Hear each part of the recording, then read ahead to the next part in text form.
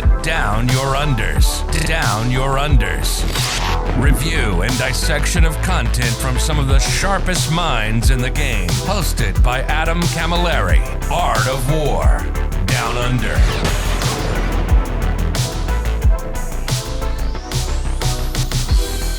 Hello, ladies and gentlemen. Welcome to this episode 165 of the Art of War Down Under podcast. My name is Adam Camilleri, as always, and I'm joined by the king of the high Carls, the short Kang King, whatever, I don't know, meme insert League of Votann guy. His name's Oliver Johnson. Welcome back to the show, mate. Hi, Adam. Thanks for having me back on again. No, my absolute pleasure. I like to keep the continuity, especially with across editions, with people who come on and do my review content. So, talking to the elephant in the room about the podcast, the audio issues have persisted despite me changing to every single microphone I have in the house. And I had intended to record this podcast on a different recording software. Unfortunately, due to technical difficulties with that other software and the time slot that I've had with Oliver coming up pretty close, I've had to use the same one I've been using. So if the audio quality on this is below par, again, I'm very sorry, guys. I am really struggling to try and figure out what's going on. I use the same microphones, the same headsets, and the same just about everything except for the recording software for 3 shows a week. And I haven't had an audio complaint up until a couple months ago. So I didn't think it was an issue. I thought it was just a rough recording here or there. So my absolute apologies that this has persisted for so long. I do have a professional level, extremely expensive, high quality mic on the way, but I've got a feeling that's not the problem. And I think Oliver was just saying before, on a couple of the other shows you listen to me to, there's no audio issues. It's exclusively on this show that I do. Yeah, it's just the Down Under Art of War curse that seems to be permeating. It is. Some people joking that it's part of my charm, and I would not like that to be the case. I'd prefer if that wasn't part of my charm. Below par audio on a podcast. It's not a desirable characteristic. Not a great one. It's the only medium for the podcast. Correct. So thank you very much for sticking with us. Hopefully it hasn't turned you off too badly. I will be doing everything in my power to rectify it. And if it means that I can't record on this recording platform much longer, so much the better. I'll be shifting off. But yeah, please bear with me if this one is not up to the scratch that you can hopefully come to expect from me very soon. And yeah, we'll be trundling on as is. And if you didn't know, we are here to review the Leagues of Votann Index. And once again, I'm joined by the wonderful Oliver Johnson. How are you feeling about those short kings, mate? I'm feeling pretty good. I love this faction so much. As I've probably said in a lot of other places and to other friends, I'm normally waiting for ADHD to kick in, and I drop the faction after 6 months. I've got 6 armies. That's happened, yep. But that hasn't happened with Votann. I've just loved them through and through, and when 10th came in, I was like, oh, let's see what they've done, and I'm like, what have they done? What have they done to my boys? And so I jumped to GSC for the first couple months, but I eventually got bit bored of GSC because there's only so much I can do of oh man, that's a cool thing you're doing. Anyway, here's demo bombs, and I've deleted your army. And so I think there's still a lot of awesome stuff you can do with Votann, but they were struggling greatly, and the new data slate has helped them a ton. I don't think they're going to bump up to crazy numbers, but I think we'll get out of the 30% and maybe go into the 45%.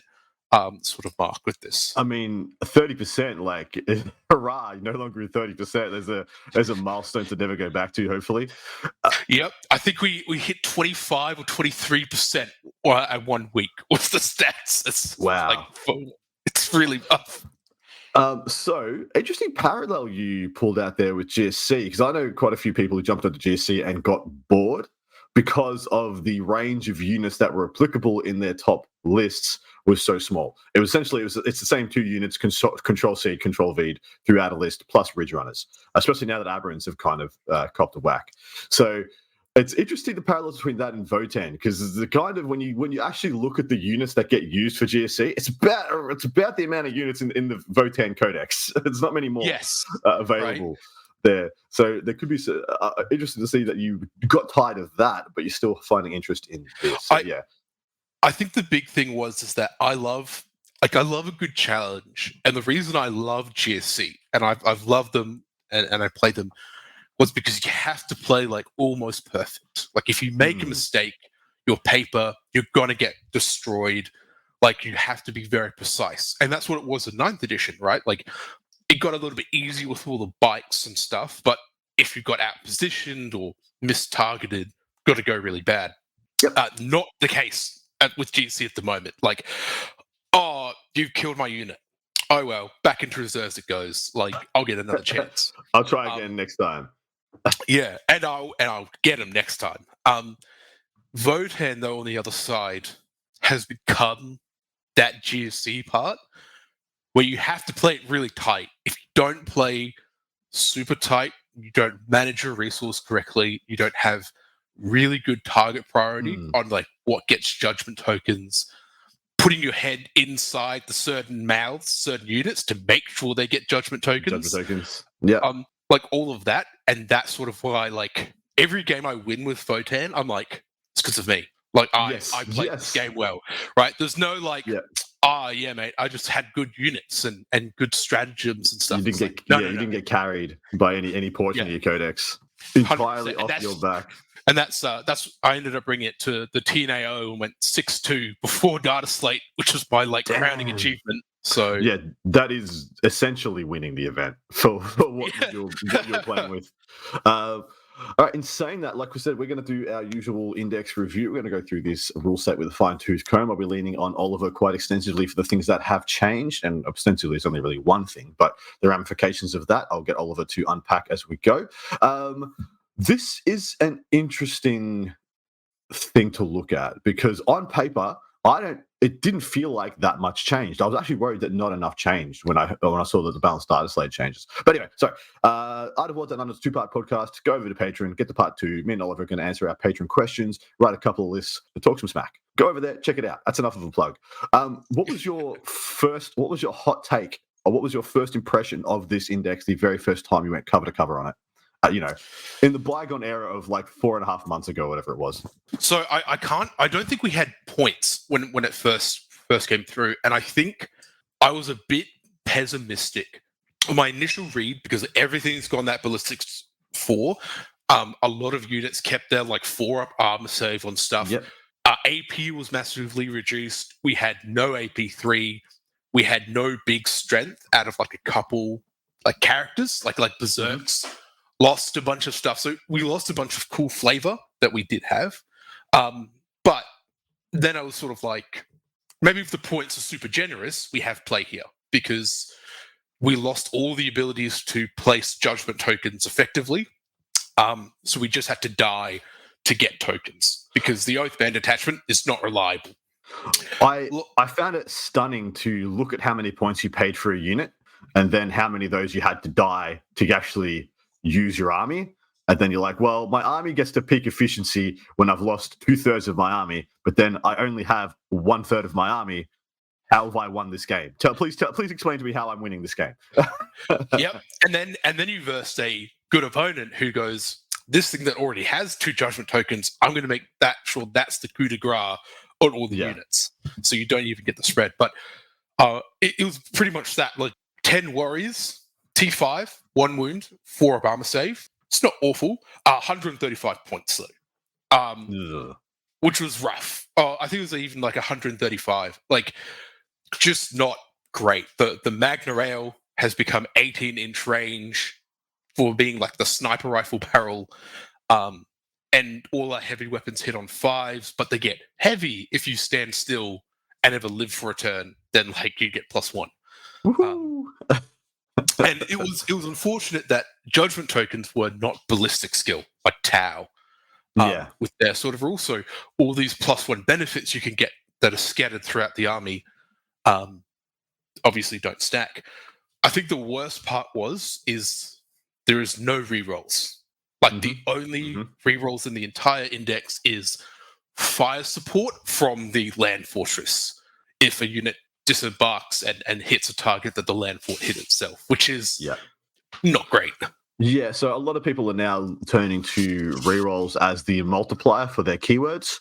You got lethal hits, you got sustained hits. Well, rerolls is the double down, the redundancy, the activator that makes those things become significant. When you just have exploding hits and no rerolls, You're just at the whims. You're just at the whims of the D6 roll. You can't really build any efficiency or any guarantees into so much of what you're doing. And yet that is essentially has been like it for the Short Kings units to be good enough.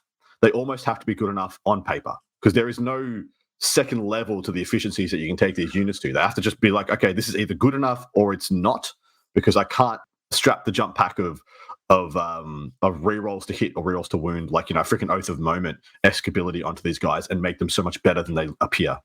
Yeah, 100%. And the strats also reflect that, in that we have quite a few good strats, but they are sort of like, they add on top of the data sheet. They won't make it more efficient. They won't make them more powerful. Let's just go, oh, it's nice that now they get like sustain 2, but there's no ability to guarantee a lot of that. You're just like, well, I'm just going to roll 20 dice and hope I get like 5 6s maybe. Yeah.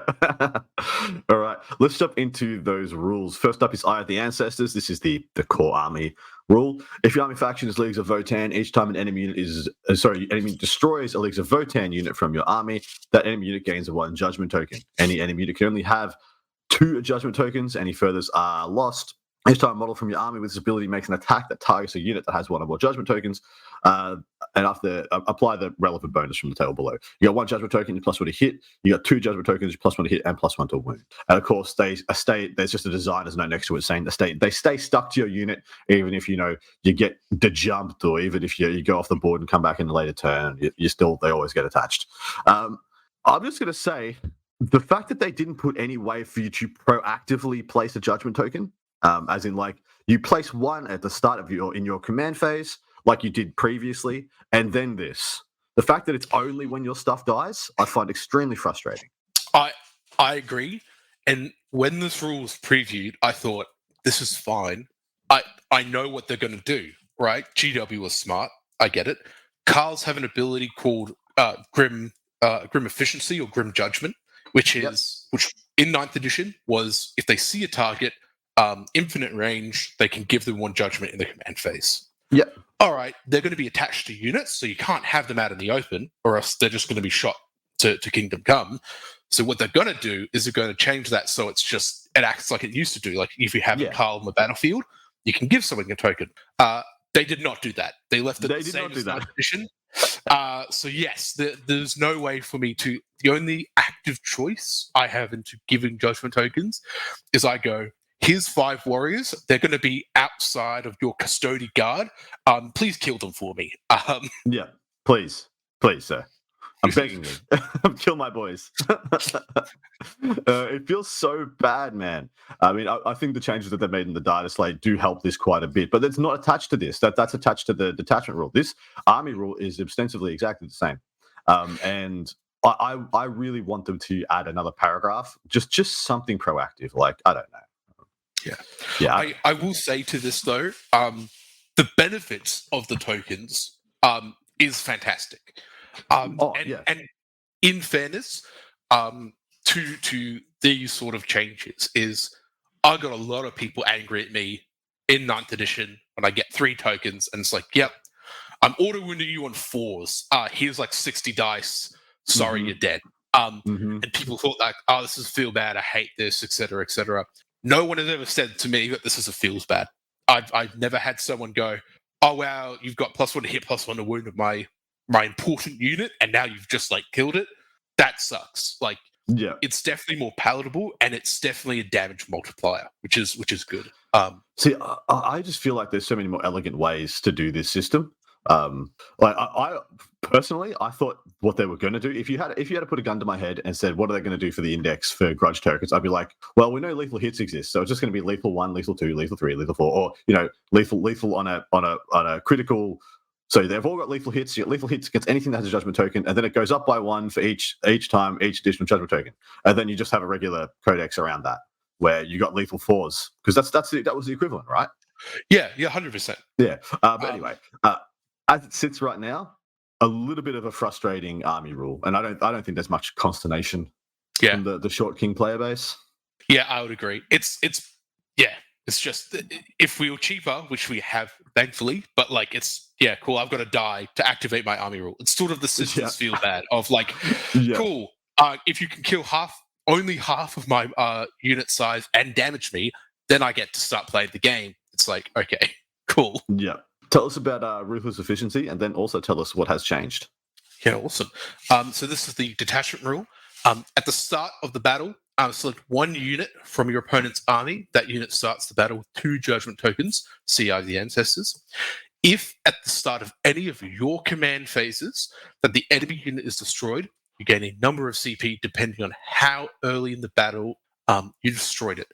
As shown below, you only gain CP in this way once per battle, and CP gained in this way are exemption to the core rules that limit the maximum number of CP gained per battle round. If it's in your first or second command phase, it's 3 CP. Your third and fourth command phase, it's 2 CP. And if it's in your 5th command phase, it's 1 CP. The data slate change to this is you can now, in Strike Force competitive 2,000 point games, you can select 4 units to obtain judgment tokens. 2 units if it's a 1,000 incursion mission, and then 6 if it's a 3,000 point onslaught mission. So much better, right? Just so much freaking better. Now that you get to the point where you're like, okay, your 3 best units have a judgment token, and then this dumb mook, who you're probably going to have to throw on an objective turn 1, has 2 judgment tokens, and I'm going to have so many CP if you have to just do the thing you're planning to do with your units. I 100% agree. I still get irked by the conditions of which you get the CP because it's in your command phase. You're checking if they are dead. So the only way to get 3 CP is you have to kill them turn 1. Because obviously if you go first, you've missed the first turn, so you have to do it at the second. And that sort of delay is a bit of a feels pad for that sort of stuff. But getting 4 really bumps up the power that the army can dish out. It gets funny into Grey Knights, as I've played a friend Grey Knights who had 6 units. So it's like, all right, all of your bricks are now going to be marked, and then I'll just mark these like Strike Force Marines or something. Yeah. I was about to say the same versus Knights, but then no one's bringing big Knights anymore, so whatever. It's actually hilarious. I mean, Custodies, in the previous edition of Custodies, when they just had like 2 or 3, Warden bricks and or Custodian Guard bricks, you'd be laughing. You'd be absolutely laughing with these rules. Yeah. But it doesn't feel like it is much when it's like, oh, it's only 4, but it actually just starts to add up quite a bit because it's exactly like you said. If I go first, I'm judging just the cheap unit, like infiltrators. I'm sending up bikes, sacrificing stuff like just get the CP in the bank. But now I can do that and mark other important targets. Or it's like if you verse graded demons, I can mark all of them, any of the key scoring units. And I think the power of this ability is that I just select a unit in the opponent's army. So I can select things inside of transports, inside of reserves. So if people have Hellblasters and they're like, oh, cool, that's going to get the judgment token, I don't need to worry about the CP because I can now mark all these other stuff. And it really starts to build it. I did have a question. Does this apply to... So this is just for people at home who may be trying to get their head around this, but when we're doing some of these reviews, I try and think of a couple of little FAQ questions, frequently asked questions that would come up. So let's say you do mark that unit of Hellblasters. Do you mark the Hellblasters, or do you also mark the character? In the persisting effects thing, like once you've killed the 10 Hellblasters around Azrael, does Azrael still have 2 judgment tokens on him? In this example? It sure does. It is a persisting effect that they have. So if you have like 2 characters attached, they would both split to get 2 tokens as well. It does bleed off like that, 100%. Then the next question is, when do you get the CP? Do you get the CP when the Hellblasters are dead, or when Azrael and or the Apothecary or whatever is dead? The way that I've seen it like interpreted and played is that it's the unit. So because I'm marking the Hellblasters unit, not the Azrael the character. But because Azrael is still part of that unit of being given this like status effect, that status effect still bleeds to him. But I never selected him as the actual target. He can't give you the CP. Yeah, so if I kill Azrael, I don't get the CP if I did precision or anything. But if I kill the Hellblasters, then it's all good. Yeah. Payday, striking gold. Anyway, I do believe that this is a huge glow up. I still don't love just how, like I said, refer to Eye of the Ancestors for my displeasure on how you have to go generating judgment tokens. But the fact that you just get to lay down essentially 8 of them. I do wish though that they'd let you distribute. Like you can lay down 8 at the start of the game. It lets you just have 8 to place. and you could put them wherever you wanted, rather than having to go 2 and 2 and 2 and 2, like four instances of 2. But I think that's possibly just being greedy at this point. That will definitely give a lot more agency. I 100%, because there are definitely strats we have that go off having judgment tokens. So being able to go like these 2 units have 2 tokens and then just going to spread it around. I can see why they wouldn't do that, because then if you're hungry for CP, exactly and not right, worried about it, you go like, I'm just going to do 8 units. Cool. If you don't give me one of them, I'm getting like 3 CP. So yeah, exactly right. And then you play against something like Sisters, or Drakari or New Tyranids, where they've got like 30 units in their army, and just like, hey, Judgment Tokens. Oh, yay. Anyway, moving on to the strats. Give us the first one, dude. So Warrior Pride is a battle tactic. So good to note for anyone who is Vect or stuff like that. In the fight phase is when the target is a Leagues of Votann unit that is fighting an enemy unit that has 1 or more judgment tokens, and the effect is until the end of the phase, each time a model in your unit makes a melee attack that targets the enemy unit, improve the armor penetration characteristic of that attack by 1 for each judgment token it has. Is this one any good? I'm struggling with it a little bit. What I would do, Adam, the filthy, horrific, disgusting things I would do if this said shooting phase as well as fight phase. Oh my lord! Dear me! I do so many awful things for it. It doesn't say that though, and so this is definitely situational.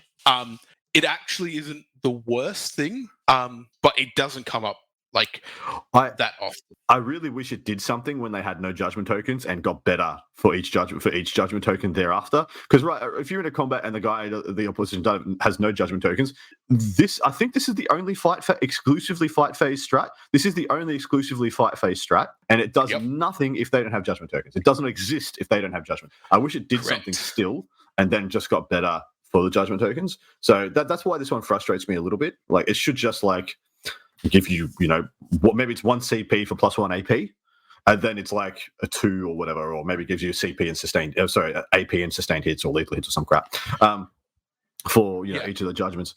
But the fact that it can just do nothing and just not exist is a bit annoying.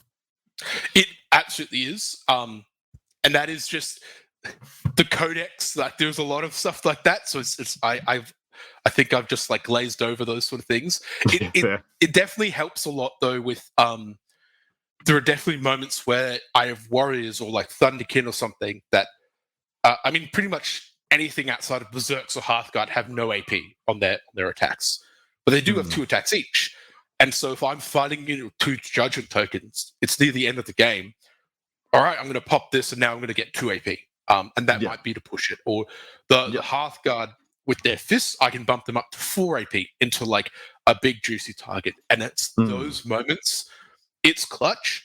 And that's what I sort of really enjoy it for, especially for like early game. Now that we've got 4 tokens, I mark stuff. I can throw up the bikes, shoot. The unit's not quite dead, but I really need them to be charge, pop this. Now the bikes are edging too. Your bikes actually do a thing. Yeah. Yeah. So it still feels bad, but yeah. Next up, Ordered Retreat. This is 1 CP, movement phase, just after you fall back. It's a 1 CP shoot and charge.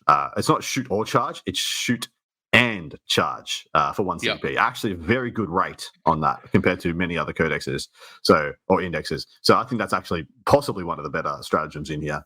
But it's incredible. Pretty easy to talk about. Yeah. I've used this like there's almost every game. Like it comes up so relevant. People tag like land forts and Sagittars, or they tie down like the Hearthguard stuff, and it's like, well, yeah, that's a shame. I'm going to fall back, shoot this other unit, and then recharge back in. And especially for actions, where it's like I'm doing a lot of actions with secondaries, and all right, I could just fall back and now still do my action without fearing of being punched back really bad. It's just incredible utility. Like, yeah, I love it. Agreed. All right, keep going. Tell us about the sentence. All right, Ancestral Sentence is in your shooting phase. You pick 1 Leagues of Votann unit Until the end of the phase, each time a model in this unit makes a ranged attack, that attack has the sustain hits 1 ability. Each time a model in the unit makes a ranged attack that targets a unit that has 1 or more judgment tokens, that unit has the sustain hits 2 ability instead. This is fantastic. There are key units. I don't think I will say, I don't think I've ever spent this strat when it hasn't been against a judgment token target. Yeah. But I will highlight when we get to those data sheets. Hearthguard and Thunderkin love this. This is an incredible strat for them. Yeah. I will point out it is a battle tactic, so cue all relevant new information regarding battle tactics now apply to this one. Yep. But this is a phenomenal one. This is the one where you're just like, where are my rerolls? Where are they? Yeah. This thing would be a freaking world ender. Just give me some rerolls, Oh yeah, and even firing support is just reroll wounds. So it's like I've got no ability to reroll the hits to maximize this power. But this is a bread and butter. This is legitimately just you can just slap it down almost every turn. I don't think I've ever played a game with Votann in 10th edition where I have not used this once per game. Nice. At a minimum. All right, next up, Reactive Reprisal, also a battle tactic. It's in your opponent's shooting phase just after enemy unit has 1 or more judgment tokens, has resolved its attacks.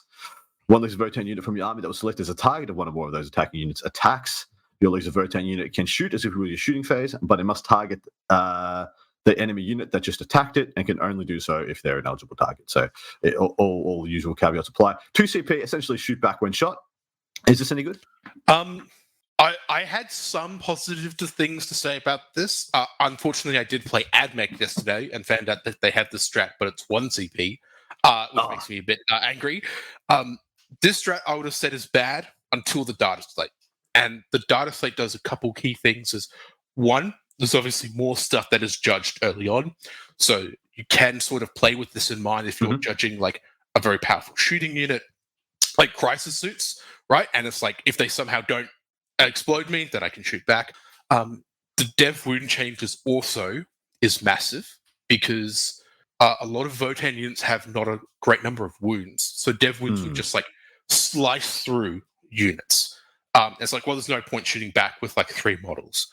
Yep. Now that there is a lot more survivability in them, in the Hearthguard, it definitely becomes more of a posture of I've got 2 CP, these guys can shoot back if you don't do significant damage, and that sort of stays the hand of incidental stuff now. I found. Still very costly. You're probably not going to use it all too often, but it's sort of one of those psychological threats that can sort of keep people a little bit on their toes.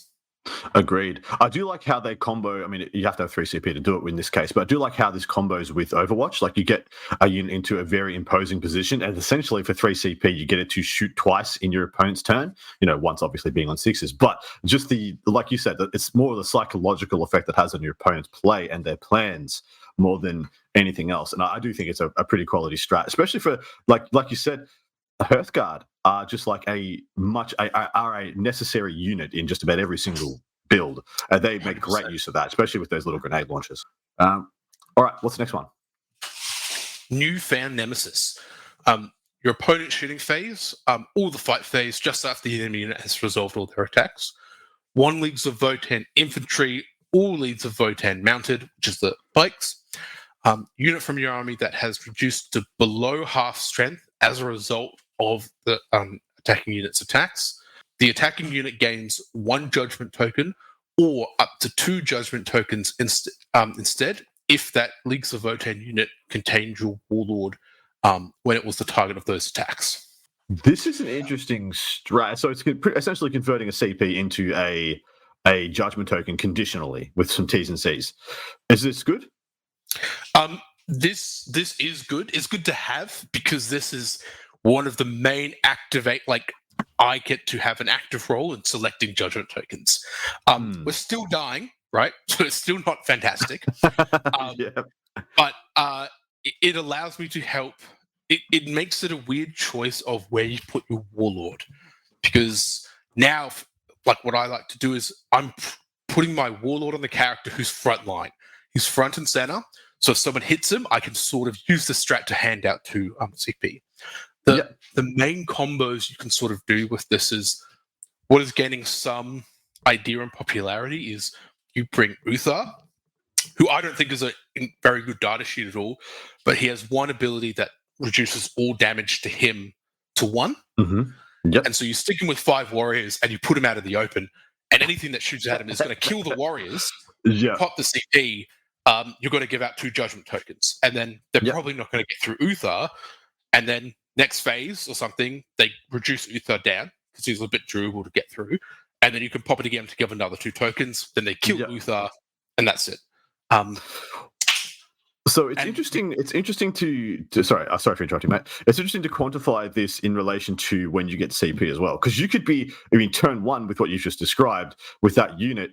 You turn 1 CP into 2 judgment tokens on that unit, and then you kill that unit, which turns it into 3 CP. If you do it on turn 2, like it's actually kind of hilarious how you can just kind of use this as a little bit of a cycle, or like a power up cycle almost of value. As we would say, maybe in MTG arenas, a value pile of this cycle. Sorry, continue. I will say, unfortunately, that would probably boost the idea of this. You only get the CP on the things you mark initially, so it's not. Of course. You don't get CP on just anything that has the judgment token. It's just those 4 units at the start. How much better would this be if you did what I said, just had 8 judgment tokens to place as you will, and then you're like, do you want to have 2? You've got 1. Do you want 2? Hey, looking at you, mate. Do you want your second one? Shape up, sir. Absolutely right. And this, I think, if you're struggling to kill one of those units to get the CP, this strat bumps way down. But if you get the 3 CP, you've got that early on. Absolutely. Typically, when I've gotten that early game CP, I've spent Newfound Nemesis to add stuff. I've got the excess pool where I can do a couple of the strats. And so it's very, very nice to have. Excellent. All right, up to the last one, which is called Void Armor, and it's Armor of Contempt. It's your opponent shooting off fight phase, and you just reduce the incoming AP by 1. Probably don't need to talk about that too much. It's probably very good. But is it still relevant on an army that is now base standard, more of a 4+ armor save army rather than anything better? So the key things here is, one, that I found out from Space Marines, this is a war gear strat, not a battle tactic. So it can't be vected or anything like that. And this strat is incredible. I use this every game as well, like with Ancestors. With cover being so easy to get, we can get to a 3-up save and then you Armor of Contempt. The Sagittars are 3-up saves. The Half-Guard are 2-up saves. Like 2-up saves. There's a lot of these like elite transport style stuff that really skews the math with Void Armor. I get massive use out of the strat. Having Half-Guard save on 4s instead of 5s, like it really starts to help. Beautiful. Okay, that is the stratagems, and there are some extremely good ones in there. Ancestral Sentence is fantastic. Ordered Retreat is as good as anybody's version of that stratagem, which is fantastic. A little bit too many T's and C's for what I like to see, but there's still some bangers, right? Yeah, 100%. I think it goes back to, like, if there was a lot more agency in selecting judgment tokens or spreading those around, and that a lot of those T's and C's get a little bit improved. If Newfound Nemesis was just like, I've taken damage, I've gone like, I can give you a token, not the I have to be below half starting strength, and then you get it. But besides that, there is still a lot of play in all of these strats. That's what it should have been, right? It should have been bracketed like, you took wounds from this guy's 1 CP, you take a judgment token. You took me below half strength, 1 CP, it's 2 judgment tokens. That would be phenomenally more palatable for what it is. Because this is right now, they killed you in one go, you get nothing, which is so much of the game at the moment. People don't like it's. Top level players very rarely under allocate. Usually they'll over allocate to a job that needs to be done. And if 100%. Anyway, we know what it is. All right, up to the enhancements. What's the first one? So the first one is appraising gaze. Leagues of Votann model only. They all say that. In your command phase, you select one objective marker your opponent controls until the start of your next command phase. While an enemy unit is within range of that objective marker, it counts as having 1 additional judgment token that it actually has to a maximum of 2. Nice. I think I've seen this one taken at times. At the moment, I'm sort of questioning if we need it now that we get all these extra judgment tokens. Yeah. But before the data slate, it was an auto include. Yeah. My list has to do this because this is the only agency on trying to get judgment tokens for stuff that you need. It will run you 20 points at the moment, and for 20 points, it sounds about right for the points. Yeah. I think the big thing here is that, someone pushes you off your objective or they're taking the side. This goes, all right, +1 to hit. Or if that unit has killed something, take the objective off you. Now they're getting 2 judgment tokens effectively. That's pretty good, actually. It's very good value, I think. All right, next up is a long list. Each time a bearer's unit destroys an enemy unit, if that enemy unit has 1 or more judgment tokens, you can select one other enemy unit that is visible to the bearer, and that unit gains 1 judgment token. So this is kind of the pass the parcel. All right, I killed you. You have a judgment token. I can see that guy over there. Going after them next. But pass the judgment token along, and it will run you 15 points for the privilege. How do you feel about it? This is list filler to me. There's definitely some value in it. I personally think that it's very hard to set up. That I'm not building anything around it. It's not key to any strategy, because it's like, all right, this will go into the leader of the Hearthguard. Maybe that unit will get into the judgment token. Maybe they'll see something and they'll pass it along. I don't typically think about it, but if I get to list construction and I've got other key enhancements and I'm like, I'm 20 points or 15 points under, all right, I'm going to slap this onto someone. Yep. I feel pretty much the same way of it. The chances of you passing on a judgment token, more than once in a game, is pretty slim, right? Yeah. Maybe once in a game when you set it up appropriately, you'll do it. But then, I'd want to be doing this 2 or 3 times a game for it to generate enough value over some of the other ones here. I absolutely agree. All right, mate. Next one. Grim Demeanor.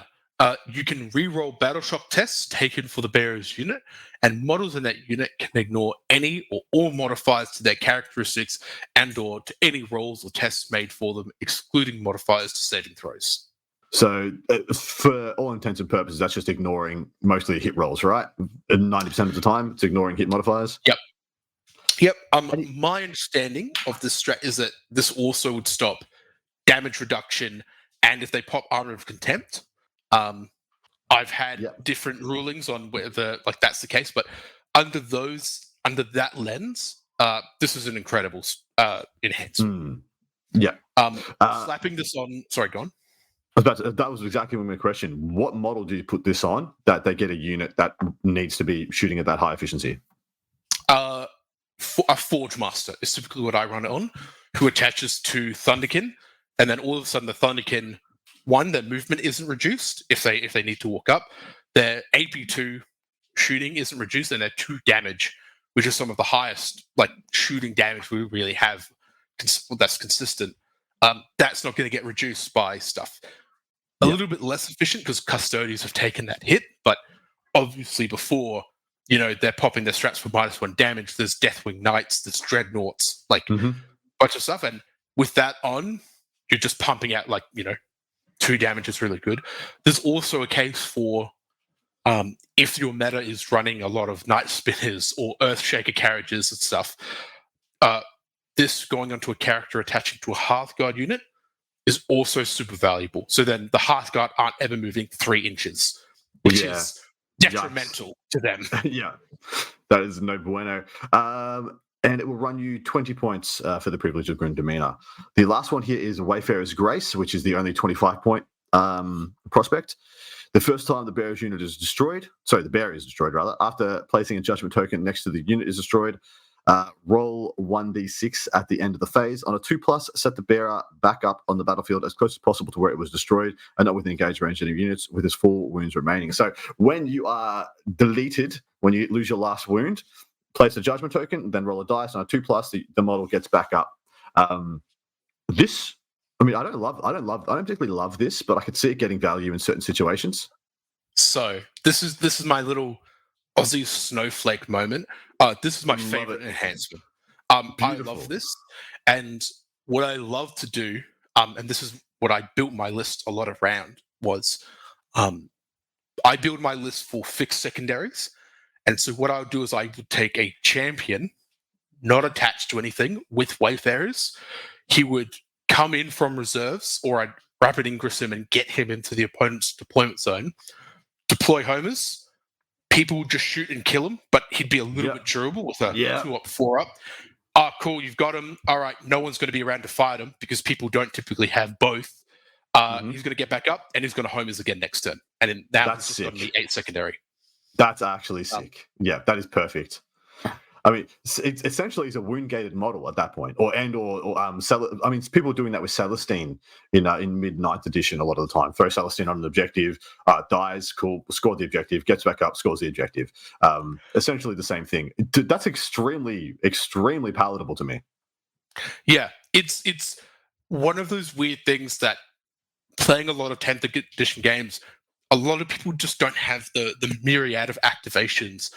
And because of a lot of skew that is occurring, they don't typically have really good fighting and really good shooting, especially in the location where I can pick him. Because if it's all on one side, I'll just put him on the other. And the champion hits hard in combat. So if you're not sure you're going to kill him in combat, like he might just like pick up a bunch of units. Yeah, might just slap you.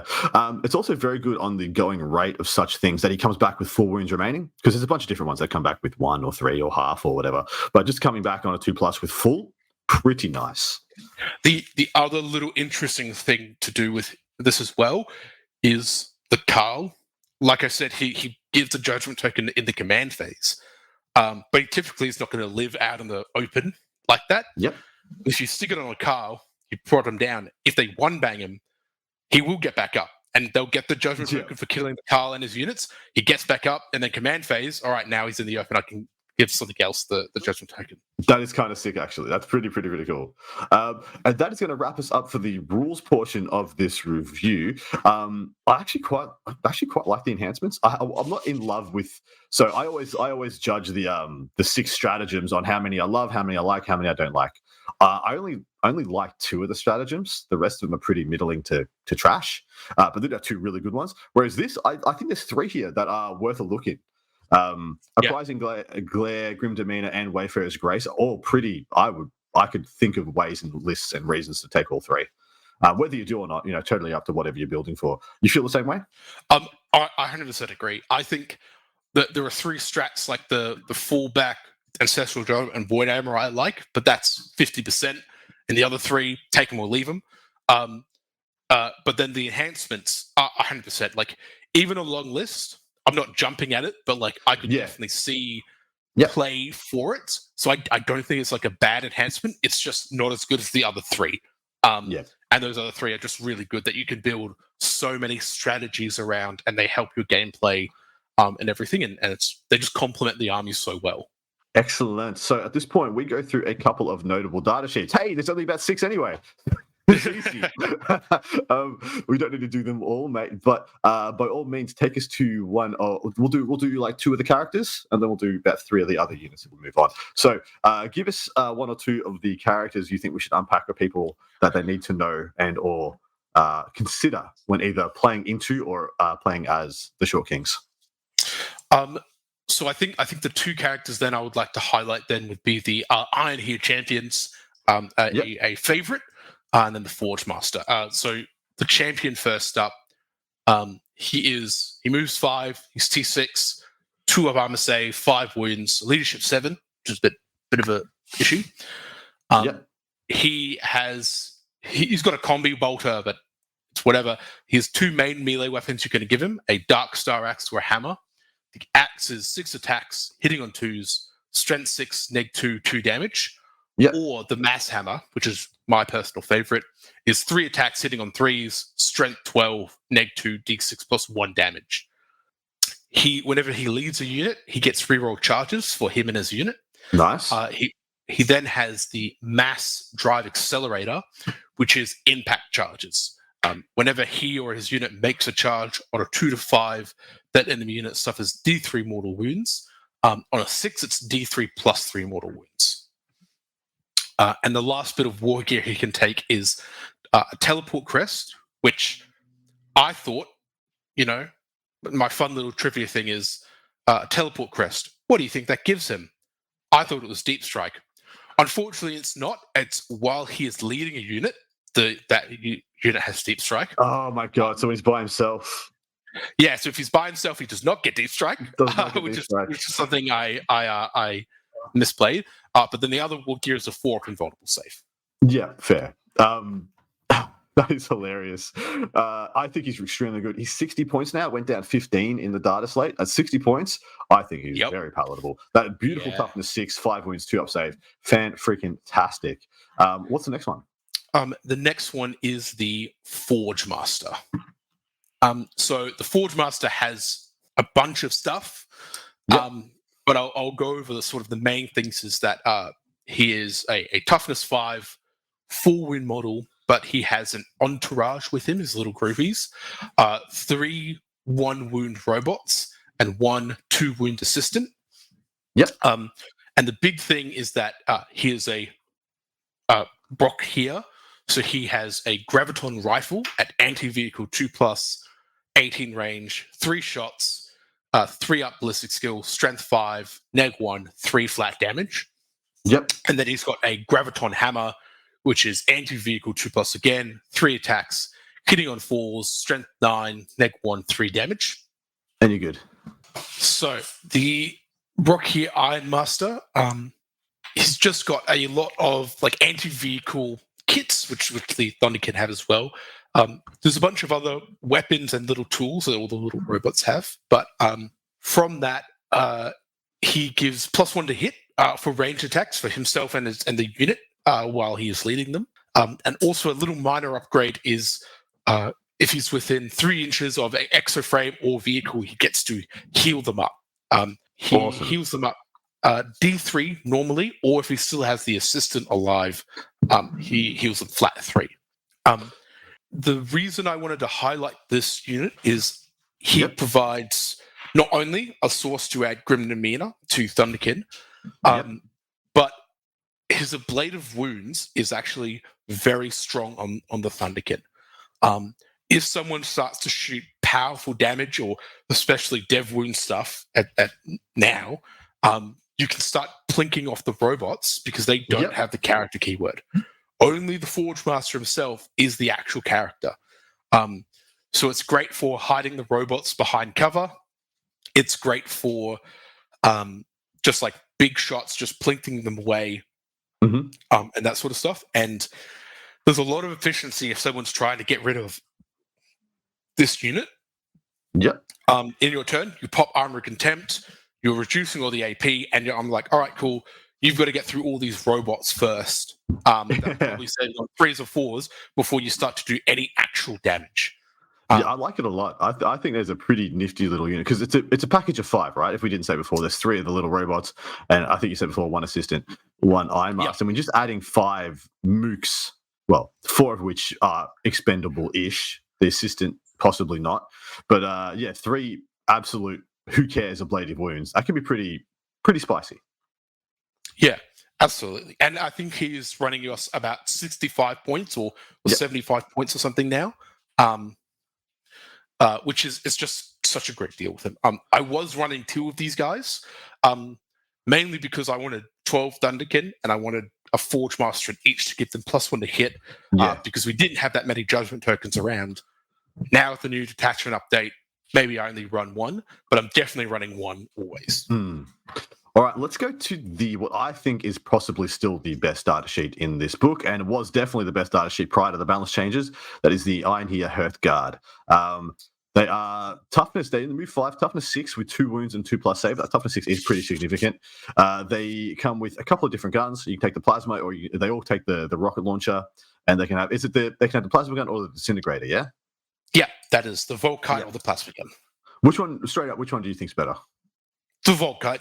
Yeah, fair. Massively. So it's 18-inch range, 3 shots at hitting on 3s at 501. So strength 5, no rend or no AP, 1 damage, and they all get the grenade launcher, which is a D6 blast at a range 18, which is just a strength 4. It's just a bolt gun shot.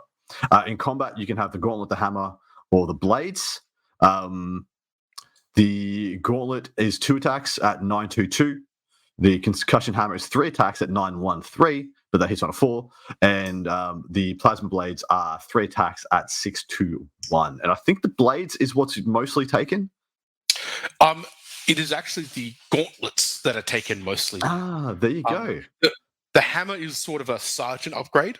Of course. But it's the gauntlets are taken mainly because it's the same AP as the blades, but it's a higher strength and higher damage because there isn't a lot of 2 damage stuff. So this allows them to punch up more, especially if you have tokens. Like this is wounding Terminators on 2-ups. Yes.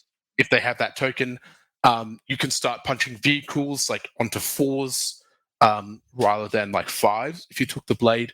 And just 2 damage is really nice. That it's worth losing the extra attack.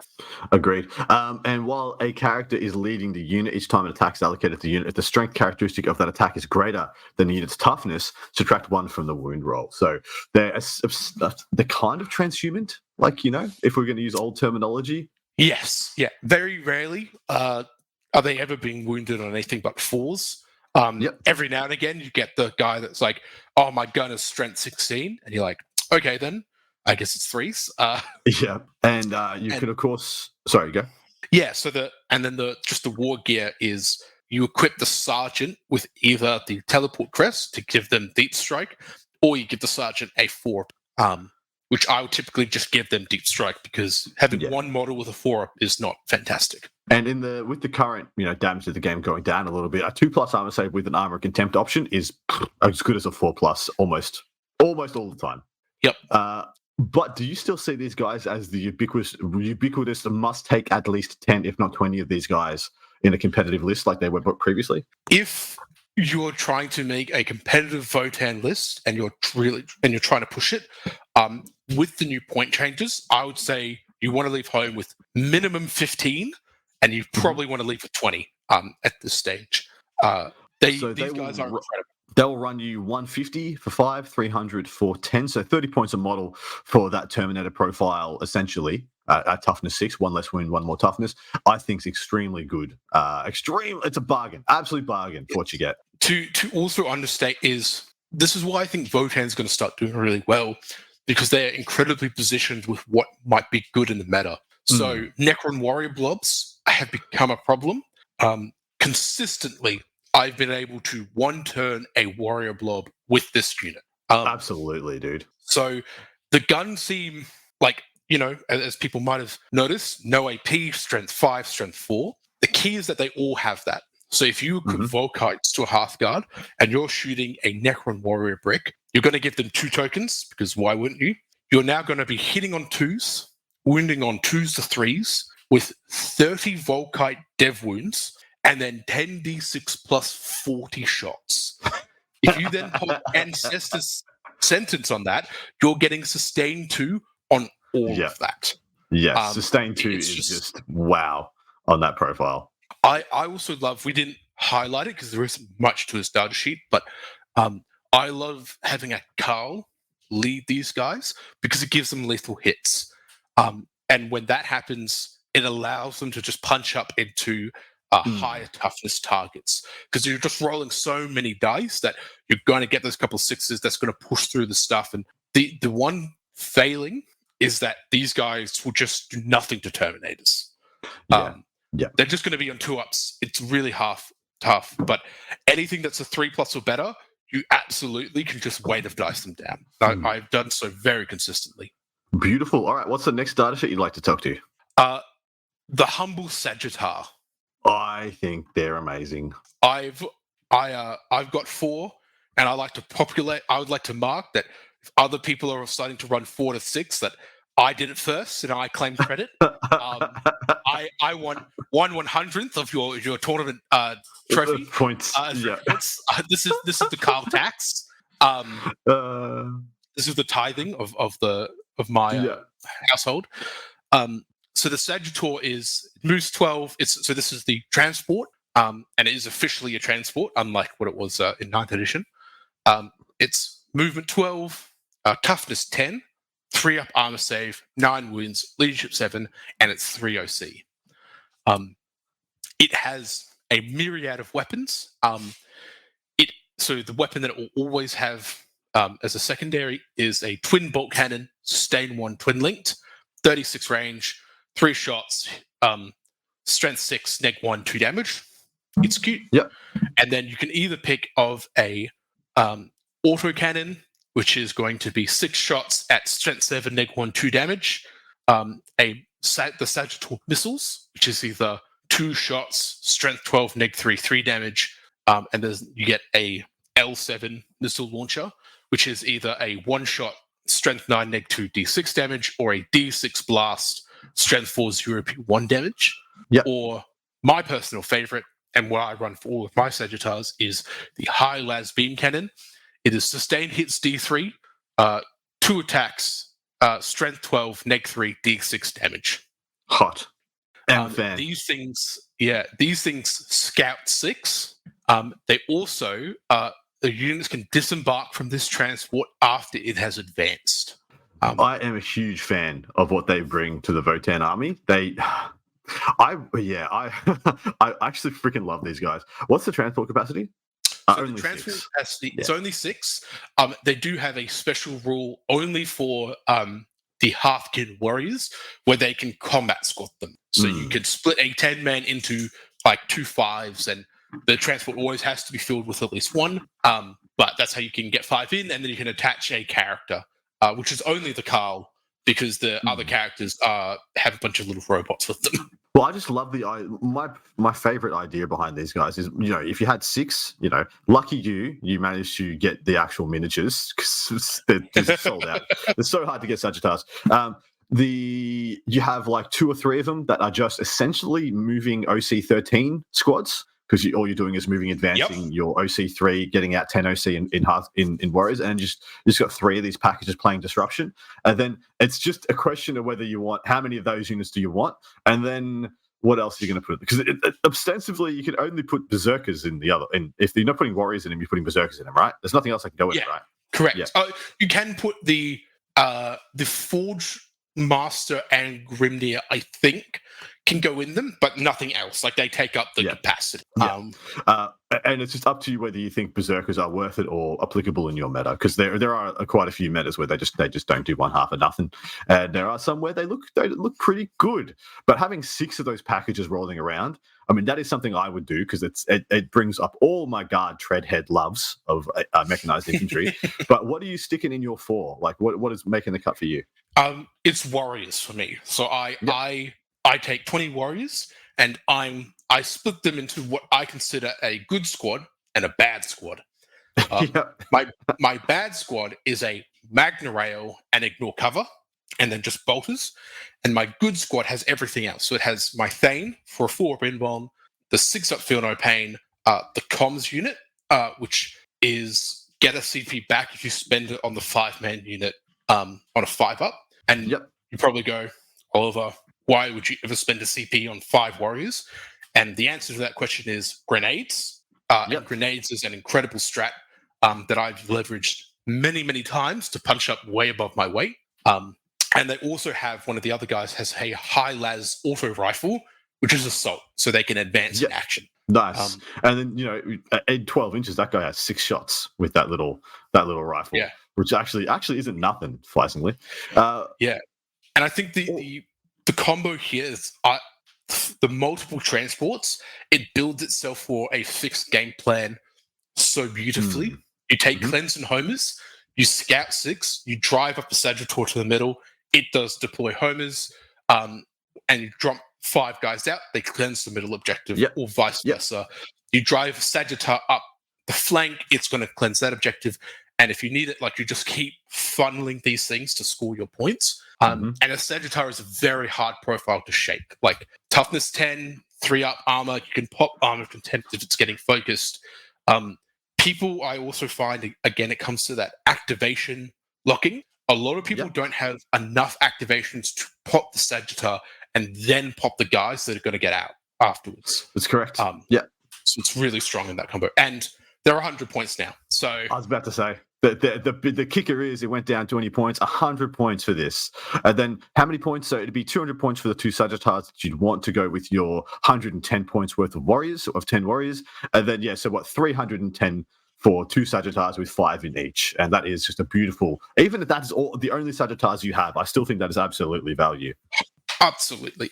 You're spending and to do the 20 warriors and 4 Sagittars, you're spending 620 points to basically guarantee your secondary game plan, and then you're free. Yeah. You're free to spend 1,400 points on damage.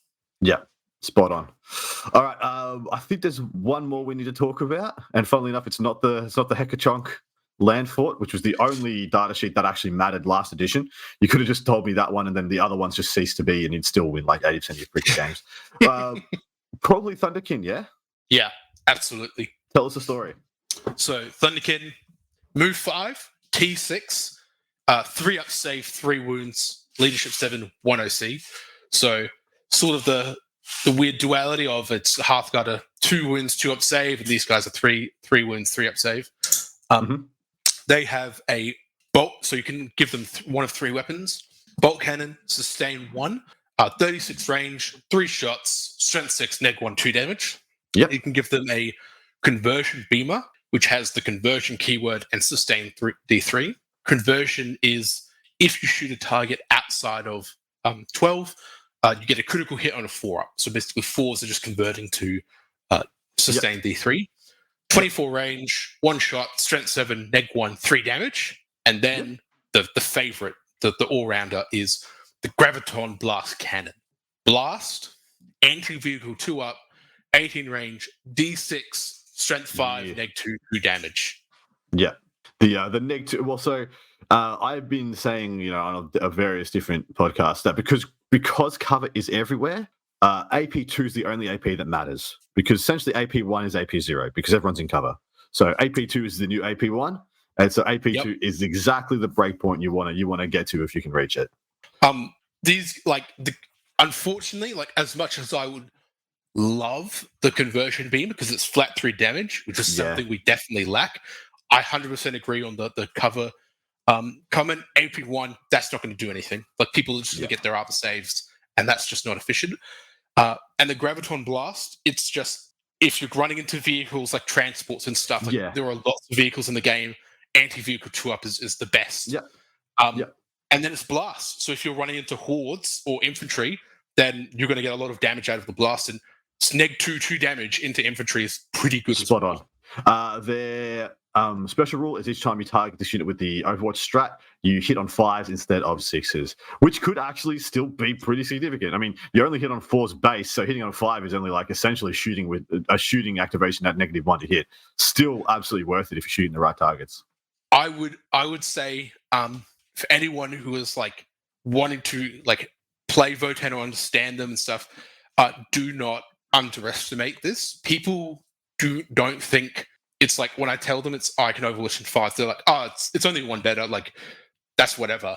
And then I roll 66 and I get 25 hits. I'm like, all right, and just a bunch go through, and I've versed Chaos Knights where they just run the carnivals at me, be like, it's fine, whatever. I'm like, okay, all right, there's 10 hits now with the 5s, and that's full conversion because it's a 2-up. 2-up.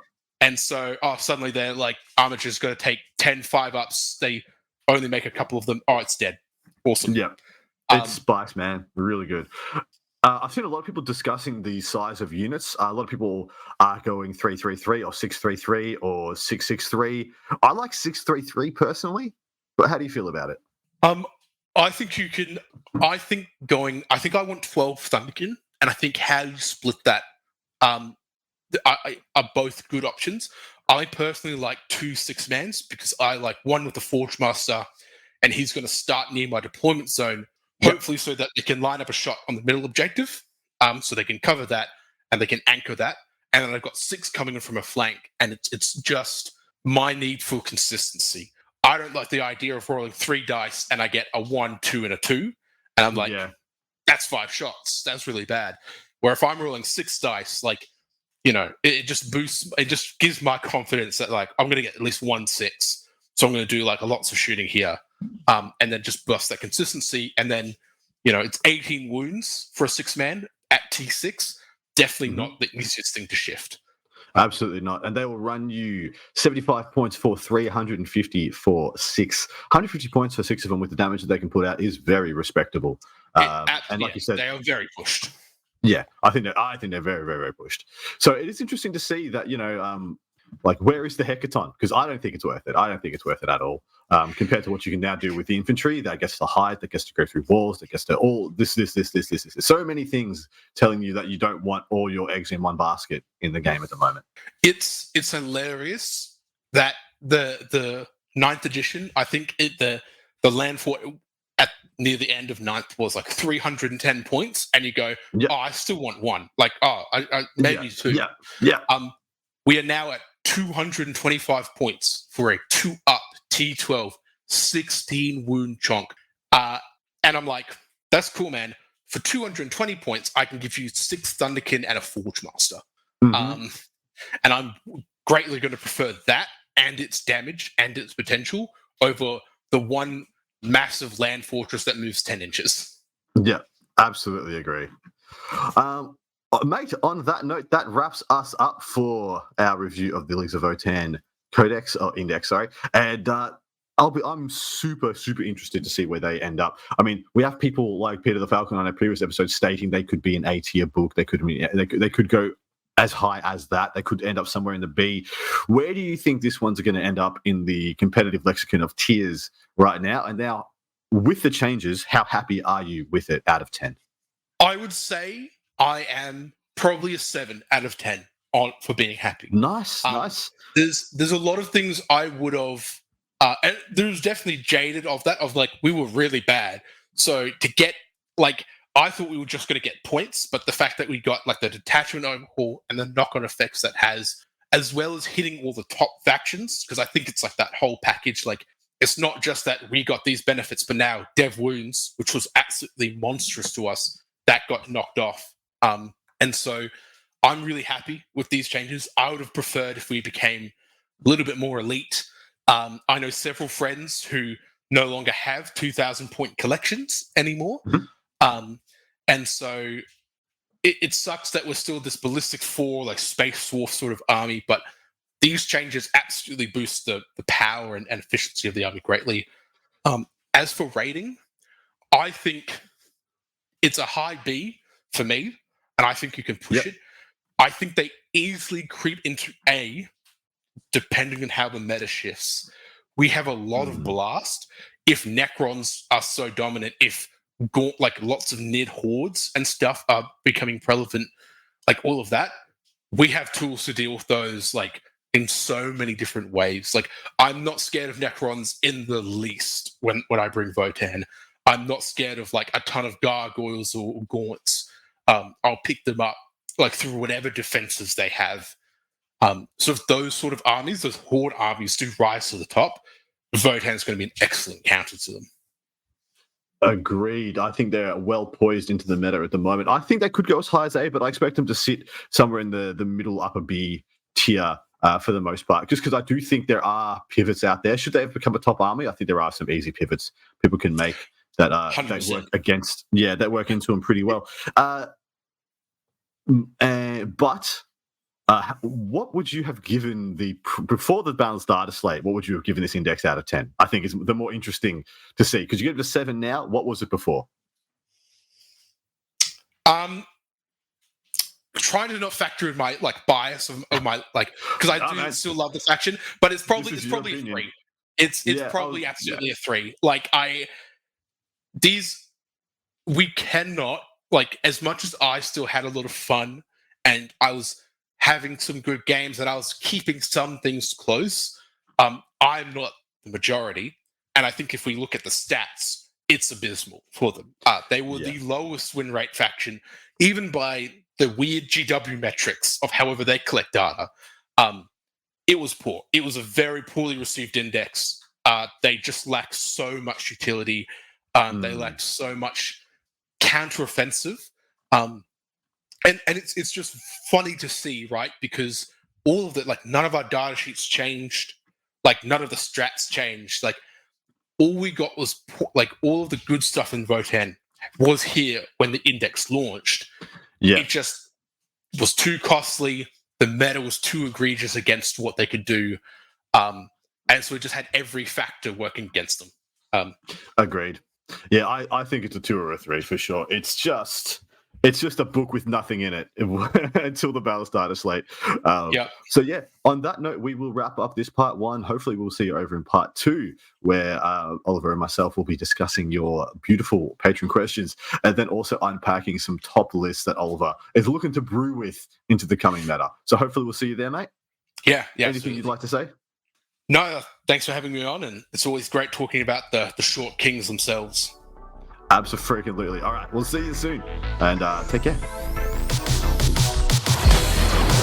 Thank you for listening to Art of War Down Under, a content review podcast for Warhammer 40k. Hosted by Adam Camilleri. Produced by Seamus Ronan. Enjoyed the show? Want your lists reviewed and the content you heard put into practice? Sign up to our Patreon and connect with us online or on Facebook. Just search for Art of War Down Under. Signing out from tomorrow.